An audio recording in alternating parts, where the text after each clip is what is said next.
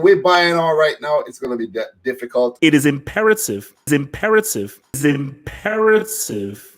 Chelsea scored the first goal, because if they score the first goal, then it's like you're now putting seeds of doubts in there. My question for you: do you think Chelsea could get overturn that 3-0 deficit though? You see, I'm always hopeful. You always have to be hopeful and and for me, first of all, my initial thing is that I'm doubtful, but this is the Champions League. I remember, I think this was This was 04, the 03-04 Champions League. I think AC Milan beat Deportivo La Coruña. I think it was 5-1 or and then Deportivo then beat them 4-0 in the reverse. We've seen crazy things happen. Liverpool scored 3 goals in the second half of a flipping final. Yeah, that was amazing. I mean, if you're going via statistics and face value and logic, you would say no, because it's Bayern Munich. They're playing really, really well.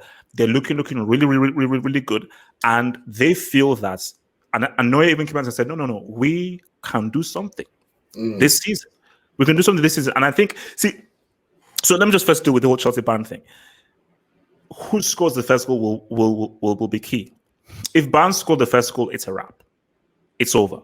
Like, psychologically, it's over. If Chelsea scored the first goal, and if Chelsea score early, psychologically, it's like, okay, let's not. Because again, it does not mean definitely that we'll turn it around, but it is imperative Chelsea scored the first goal. Because if they score the first goal, then it's like you're now putting seeds of doubts in there. Then the key is about, can you get that second goal? Because if you get the first goal and you can now somehow quickly get the second goal, the tie has changed. The tie has changed. That is definitely true. So for Chelsea, they would have to approach it very, carefully, because their defense is kind of looking really bad right now. And it's kind of weird though, because you show up against City, and then against West Ham, you underwhelm. It's like, it's a weird thing. Oh no! You see, I'll tell you a football thing. It's not weird. It makes sense.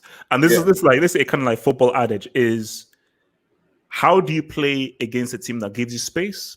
How do you play against a team that sits deep? And you must have a tactic of playing against those two teams.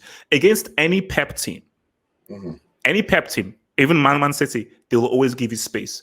No Pep team will ever sit back deep. They will always come to attack you. They will always come to be the aggressor, because they will always pump as many men forward in the opposing half as possible.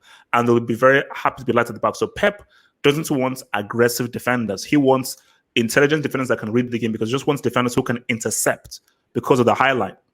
But so Chelsea will do well against those teams, because Chelsea really know how to move the ball quickly and move the ball swiftly through their guys. But against a deep block, you need a whole different tactic. And you need guys who are pass specialists, can find a pass that nobody can, and you also need dribblers. Yeah. You need people who can take those guys out of position. So you need a lot more imagination, because it's now much more of a creative game. And what I always say to guys is that the biggest misconception is a team that has like 70-80% possession. That doesn't mean that you're controlling the game. I did mention that in a preview or something recently. I'm like, we always outpossess the other team, but always, they 8 times this season they beat us, and it's because of those special passes, a mistake here and there, us playing high up the field, somebody running in behind, Mendy doing something dumb, or Stones or Otamendi or one of them, Edison running out. So there's always this margin of error, that with City. And that's how I think Chelsea punished us, because we were a better team.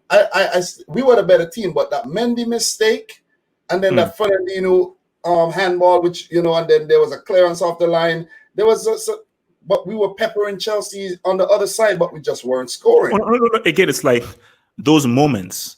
Yeah. If Sterling scores from that counter, it's a different game. When he hit the post. Yeah, when he hit the post. If he scores from that counter, it's a different game. But again, it goes back to having key defenders, and having those key defenders who can ensure that they don't make those key mistakes. But even if I thought that City would win the game, I thought that Chelsea always had a chance, because this Chelsea team under Lampard, if you give them space, they can look good.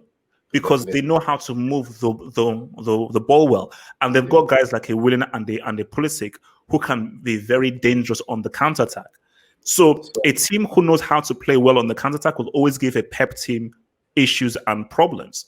So, but then in the adverse against West Ham, they now sit deep. You can't play the same way as you played because you see against Man City, City will have much more of the possession. So Chelsea are like, all right, we're now counter punching you.